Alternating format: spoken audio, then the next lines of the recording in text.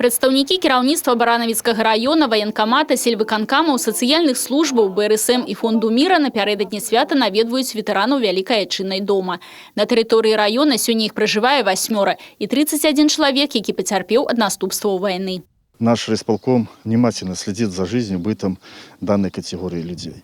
До 1 марта мы провели обследование жилищно-бытовых условий. Хорошее медицинское обслуживание, все обследованы. По указу президента всем ветеранам войны и лицам, пострадавших от последствий, оказана единовременная материальная помощь. Жыхару гарадзішча Мікалаю Константиновичу Аліферка 96. На фронт ён трапіў маладым хлопцам у 1944. Ваяваў у артылерыі на 3-м беларускім фронте. Перамогу сустрэў под Калининградом. Я очень благодарю за уважение меня военного, что я воевал. Нас много таких. Я всех уважаю, с которыми со мною были разом. Они погибли много.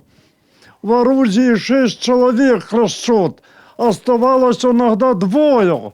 Я и заражал, я и наводил прицел. Я все, а командир командовал один. Не раздевался, не спал 1,5 года. Это ужас. Это ужас. Не дай Бог. Кветкі, падарункі, віншаванні і цёплыя словы, юбілейны медаль 75 гадоў перамозе ў Вялікай Айчыннай вайне. Усё гэта толькі невялікая частка бязмернай павагі і ўдзячнасці ветэранам. Рэха той вайны мае водгук і ў сэрцах цяперашніх школьнікаў. Актывісты БРСМ сёлета ўручаюць ветэранам паштоўкі з малюнкамі, што перамаглі на раённым конкурсе, прысвечаным 75-годдзю перамогі. Каждый год мы поздравляем ветеранов с этим праздником. 9 мая – это очень важный праздник во всем мире. В этот день закончилась война. Мы им приносим свои поздравления, лучшие слова, поздравляем их, дарим подарки, цветы. І якое ж віншаванне без песень, а песні ў гэтае свята заўсёды пра яе, пра доўгачаканую перамогу. Это радость со слезами на глазах.